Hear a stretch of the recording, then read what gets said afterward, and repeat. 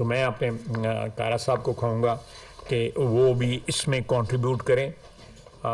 اس کے بعد کوئی سوال جواب ہوں گے تو راشد صاحب جو ہیں وہ ان کا جواب بھی دے دیں گے, کیونکہ ٹیکنیکل ہوں گے تو مریم جواب دے دیں گی.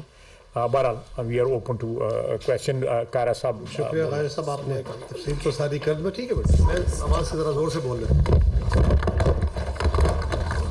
چلے ٹھیک ہے, میں تھوڑا سا یار تو اینو تھلے کڈن واسطے باقی سارے تھلے چھوڑ دیتا ہے. بہت شکریہ. خواجہ صاحب نے تفصیل تو بیان کر دی. سب سے دو چھوٹی مختصر باتیں.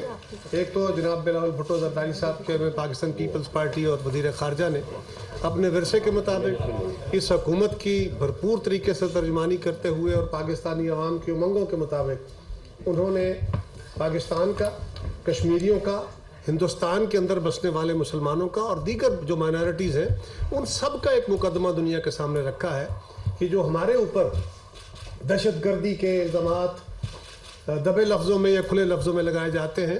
ہم سب سے بڑا دہشت گردی کا شکار ملک ہیں. دنیا میں سب سے زیادہ نقصان پاکستان کا ہوا ہے, جانی بھی مالی بھی, اور ہمارے ساتھ دہشت گردی کے واقعات مسلسل کیے جا رہے ہیں جس کی بیکنگ انٹرنیشنلی موجود ہے.